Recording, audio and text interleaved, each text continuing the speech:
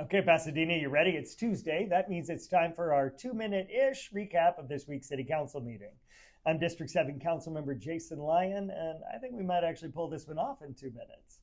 We started off the meeting last night with a presentation from LA County Assessor Jeff Prang on the tax relief programs that are available to folks who lost properties in the Eaton fire.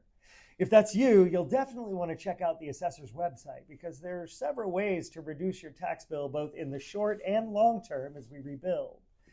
Next up was a lengthy consent agenda authorizing various contracts for services, including installation of a new water main on Oak Knoll Avenue between California and Colorado. That'll replace the current pipelines that were installed more than 100 years ago, so good news there. Next up, the council voted unanimously to co-sign a letter from Governor Gavin Newsom to our congressional representatives seeking detailed categories of additional aid in the recovery from the Eaton and Palisades fires. And then we approved the first readings of 2 ordinances that were previously discussed and approved by the council.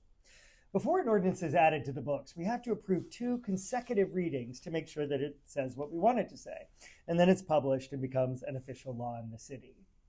Last up last night was a request from the Pasadena Rental Housing Board to formally adopt the provisions of the state's Ellis Act as part of our local rent stabilization program. For the third time in as many meetings, we got into some weedy legal territory with this one. The Ellis Act is a state law that provides that a landlord who wants to get out of the rental housing business has the right to do so.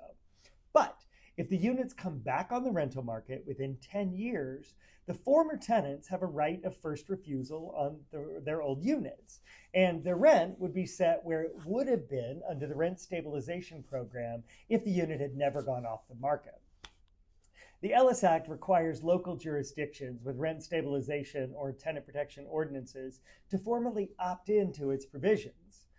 Pasadena's Fair and Equitable Housing Charter Amendment, otherwise known as Measure H, which was adopted by voters in 2022, affirmatively requires the city to implement the maximum protections of the Ellis Act, which raised the question last night of what exactly the city needs to adopt if the voters have already spoken on the issue.